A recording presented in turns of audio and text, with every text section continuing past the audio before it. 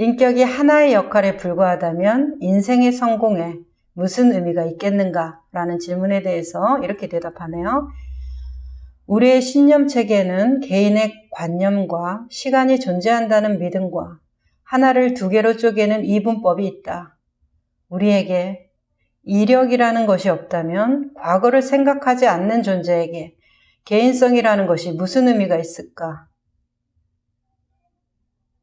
개인의 과거라는 것은 모래 위의 발자국과 같은 것이다. 발자국은 분명한 모양으로 나타나지만 그 본질은 주변의 모래와 구별되지 않는다. 발자국의 경계선이란 오직 마음속에만 존재하는 것이다. 그렇다면 과연 시간이 관념하의 그물밖에 별도로 존재하겠는가? 현재가 어디에 있는가? 현재조차 마음의 관념일 뿐이다. 마음은 기억을 통해 과거, 현재, 미래로 분석한다. 라고 되어 있네요. 자, 하나하나 같이 얘기해 볼까요? 인격이 하나의 역할에 불과하다면 인생의 성공에 무슨 의미가 있겠는가? 자, 인격이 하나의 역할에 불과하다는 것부터 우리가 동의가 되는지 한번 볼게요. 인격이 하나의 역할이 맞나요? 아니면 인격은 나라는 존재 자체인가요? 인격은 나인가요? 동일시된 나의 정체성, 자존감을 끌어올리는 어떤 것, 자존심을 세워주는 어떤 것, 인격은 뭔가요? 여기에서 말하는 인격이 하나의 역할이라면 내가 손님 역할하고 회사 가면 회사원 역할을 하고 카페에 가면 고객 역할을 하고 이런 그런 역할같이 갈아입을 수 있는 옷과 같은 것인가 아니면 이것은 불변하는 것인가에 대한 것이 얘기가 돼야 될 것 같은데 내가 생각하는 나의 인격은 불변하는 것이나요? 아니면 갈아입을 수 있는 옷과 같은 것인가요? 역할과 같은 것인가요? 배우가 오늘은 살인자 역할 했다가 내일은 아픈 병자 역할 했다가 그 다음에 히어로가 되었다가 그런 역할을 하는 역할과 같은 건가요? 자, 그것에 따라서 이 대답이 달라질 거다 이렇게 느껴지는데 일단 야는 인격은 하나의 역할 같은 거라고 말하고 있네요. 저 또한 동의합니다. 인격이 어떤 불변한다라고 한다면 어렸을 때의 인격과 세계관과 나의 가치관이 지금은 안 바뀌어야 되죠. 하지만 우리 다 경험하잖아요. 청소년 때, 어렸을 때, 대학 다닐 때, 결혼했을 때, 나이 들었을 때 계속해서 나의 가치관이 바뀌고 나의 어떤 성격과 개성이 계속 바뀌어갑니다. 그것은 변화한다는 얘기잖아요. 고정불변하지 않다는 얘기잖아요. 어떤 깨달음을 얻어서 그 전에 느꼈던 내가 정말 이건 절대 바뀌지 않아 라는 것에 대해서도 회의감이나 의문을 품게 되는 것 또한 뭐 때문에? 그것이 절대적인 고정불변의 가치, 진리를 가지고 있지 않기 때문에 아니에요. 가변성을 가지고 있으니까. 그러니 얀의 말이 타당해 보입니다. 인격이 하나의 역할이라는 것은. 너무나 그래서 나는 이런 사람이야에 집착하지 않으시길 바라요. 나는 지금 이런 사람이지만 지금은 나는 언제든지 바뀔 사람이기도 해. 이것에 좀 열려있기를 바랍니다. 자, 일단 동의가 됐어요. 인격이 하나의 역할에 불과하다는 말에 대해서. 그랬을 때 인생의 성공이 무슨 의미가 있겠는가? 그렇죠. 자, 배우가 배역을 맡아서 아주 가난해서 성공 스토리를 쓰는 그런 역할을 맡았다고 쳤을 때 하나의 역할이죠. 그 배역이 거지에서 왕이 되는 거 하나의 역할입니다. 그 역할이 그 배역을 벗어난 그 배우의 인생 자체에 무슨 의미가 있겠어요? 배역에서 거지 역할의 배역에서 왕 역할을 한 그 배역이 그 역할이 내 진짜 본래의 집으로 돌아왔을 때 내 성공 스토리가 내 삶에 어떤 의미를 가져다 주냐고요. 그 배역에서만 그런 것이잖아요. 꿈 같은 거죠. 꿈속에서 내가 거지가 됐든 꿈속에서 내가 왕이 됐든 나의 실제 삶하고 무슨 의미가 있겠어요. 나는 그저 푹신한 침대에서 자고 있었던 것인데 일어나면 내 삶을 시작해야 될 거 아니겠어요. 자, 그렇게. 그래서 일단은 내가 중요하게 생각하는 지금 이것이 정말인가? 아니면 하나의 과정인가? 이거에 대해서 한번 생각해 봤으면 좋겠다 하고 말씀드립니다. 내용 한번 볼게요. 그래서 이 질문, 인격이 하나의 역할에 불과하다면 인생의 성공에 무슨 의미가 있겠는가? 라는 질문에 대해서 우리의 신념 체계에는 개인의 개념, 관념과 시간이 존재한다는 믿음과 하나를 두 개로 쪼개는 이분법이 있다. 자, 신념 체계라는 것을 다르게 바꿔볼게요. 나라는 거, 나는 이런 사람이야, 저런 사람이야. 이거 나의 신념으로 이루어지는 겁니다. 내가 정말 그런 사람이에요? 저런 사람이에요? 그것을 어떻게 증명하는데요? 내 생각이, 내 믿음이 증명할 뿐이지 정말로 컵처럼, 나무처럼 보여줘서 그것이 증명이 되는 게 아니라, 그래서 우리는 끊임없이 설명해야 되잖아요. 나 이런 사람이야. 나 이거 좋아해. 이거 싫어해. 그런 말 할 때 난 듣기 싫어해. 나 이런 거 보는 거 좋아해.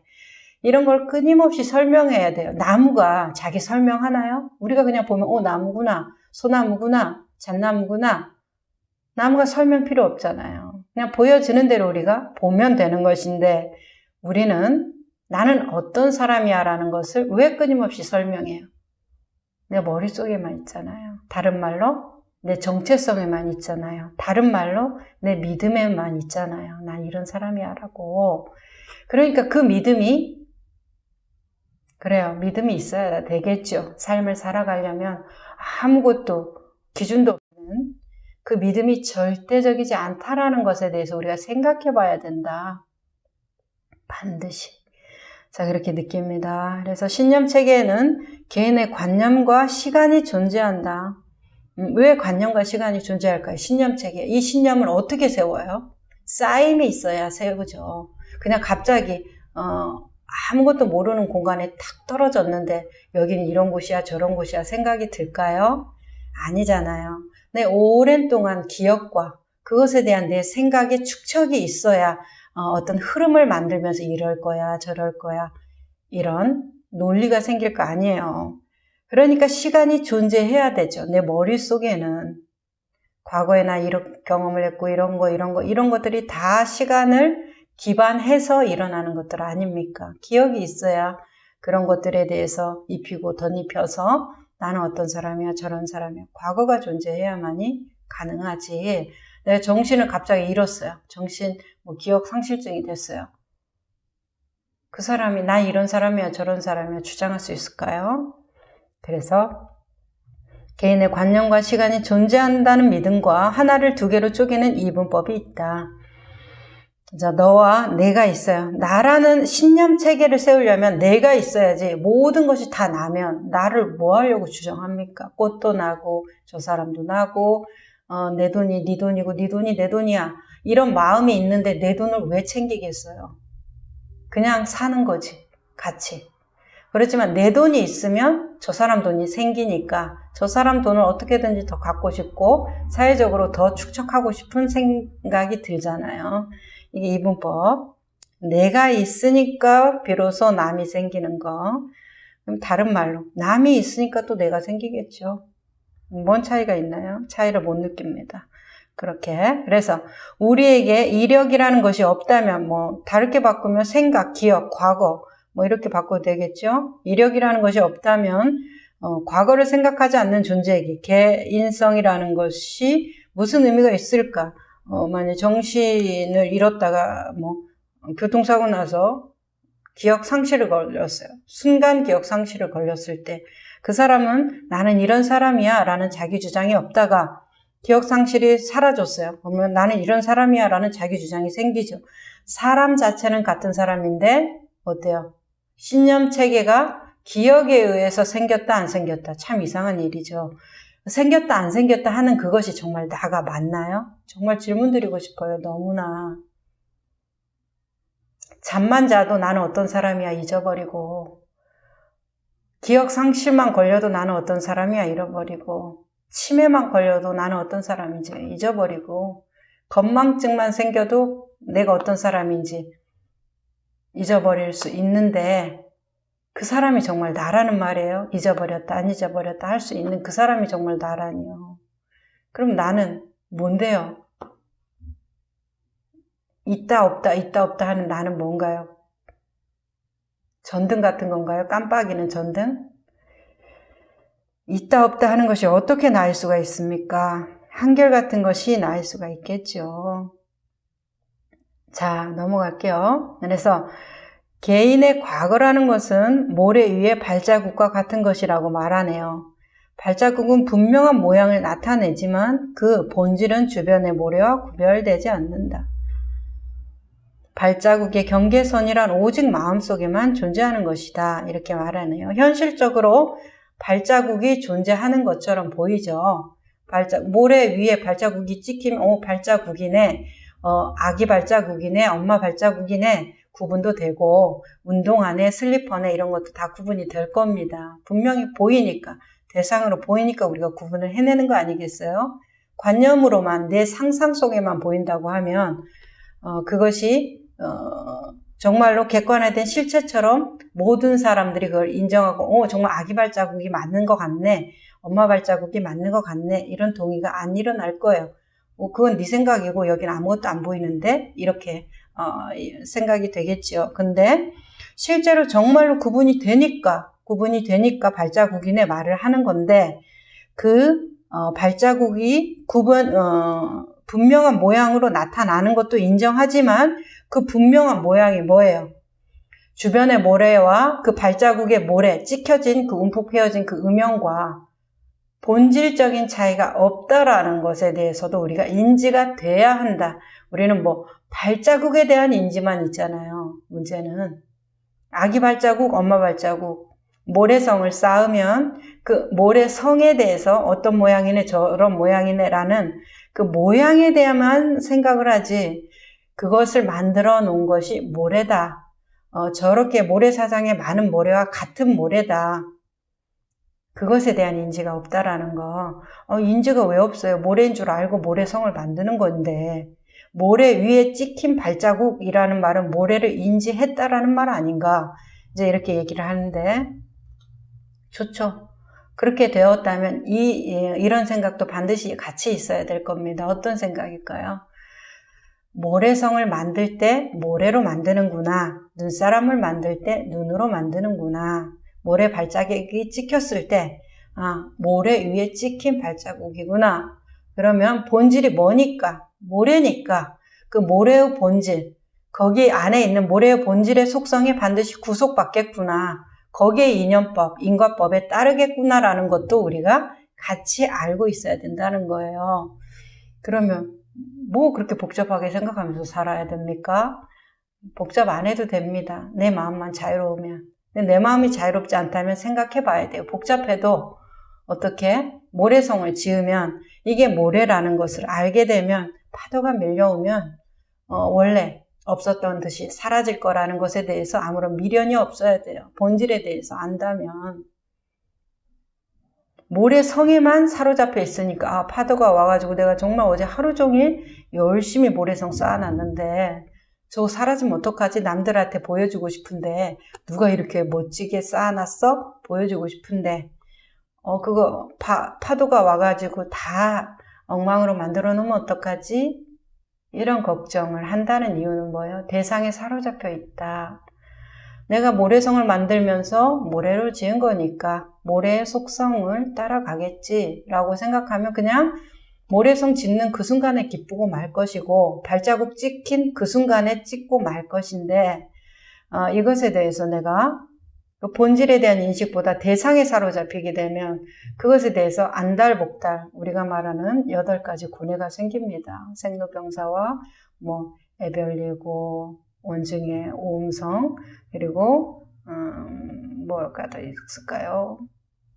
하나 기억이 안 납니다.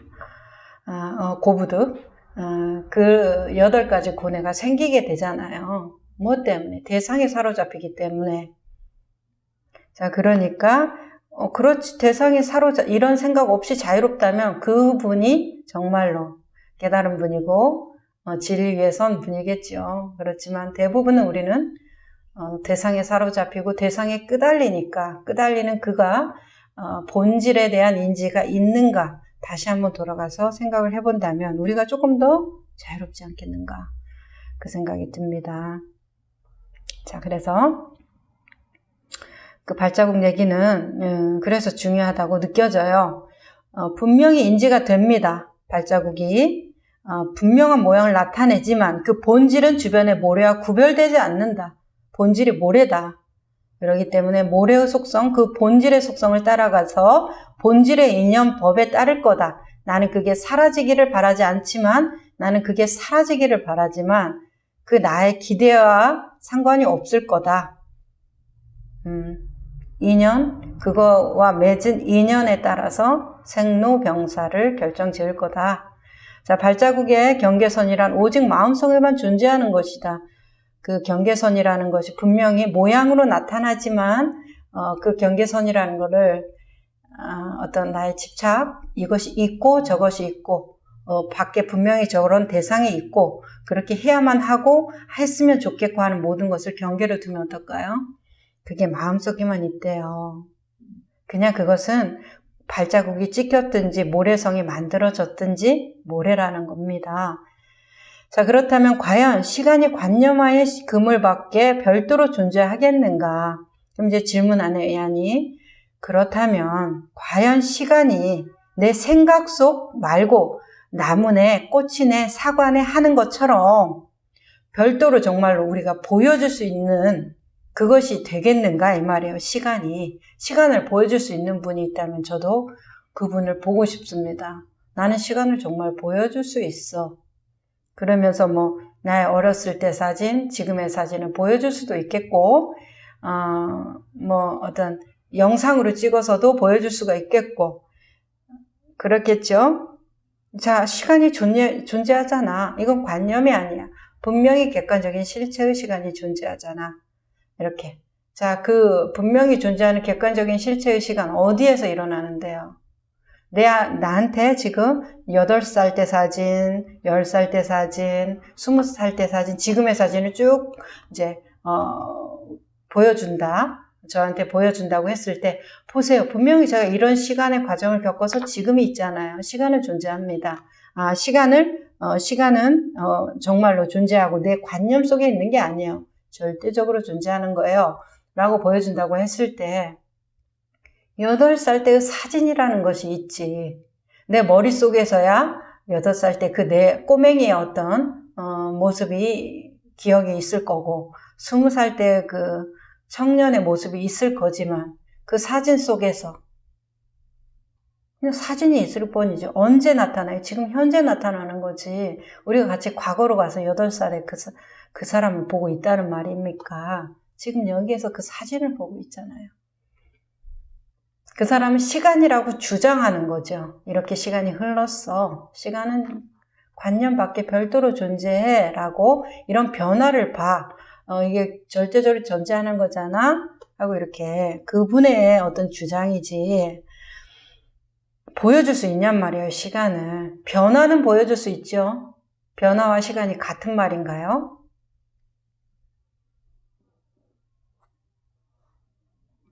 같은 말인가요? 다른 말이잖아요. 변화라는 말, 시간이라는 말 다르잖아요. 변화한 것을 보여주는 거지 시간을 보여줄 수가 없어요. 그래서 시간이 관념하의 그물밖에 별도로 존재하는가? 라는 질문에 대해서 나는 어떻게 생각하는가? 대답해 보면 좋을 것 같아요. 현재가 어디에 있는가? 우리는 과거, 현재, 미래의 중심점으로 현재를 삼아서 과거, 현재를 삼아서 미래 하는데 현재 또한 마음속의 관념일 뿐이다. 자, 그러면 우리가 지금 여기 있는 건 이건 뭐예요? 현재 아닌가요? 자, 우리가 오로지 살 수 있는 건 지금 이 순간 계속 이 순간밖에 살 수 없는데 이제 이 순간을 나의 오온이라는 5가지의 이 밖을 보는 창과 같은 거죠. 세상과 접지되는 이 창이 어떤 쌓임을 만들어서 어떤 기억과 생각, 판단을 일으켜서 그것은 이런 거야, 저런 거야 분별을 해주기 때문에 그것이 과거가 생기면 반드시 미래가 생길 수밖에 없지 않겠어요? 자, 과거와 미래가 그렇게 생겨나게 된다 이렇게 말을 하네요. 근데 어쨌든 과거도 지금 이 순간에 보는 거고 미래도 지금 이 순간에 보는 거지 우리가 미래로 가가지고 미래를 보거나 과거로 가서 과거를 보는 게 아니잖아요. 지금 이 순간에 보는 거고 이 순간에 어디로? 기억으로 가서 기억이 과거로 가서 기억이 미래로 가서 관념화돼서 보는 거지. 지금 이 순간에는 지금 이 순간밖에 없잖아요. 그렇기 때문에 우리가 얼마나 이 관념화에 끄달리고 이 관념화에 맹목적이고 추종적인가 그것에 대해서 조금 생각해 보면 좋겠어요. 당연한 거 아니야? 그거 좀 그만하고 무엇이 당연하다는 거예요? 어떤 것이 당연할 수가 있나요? 당연한 게 도대체 무엇인데요?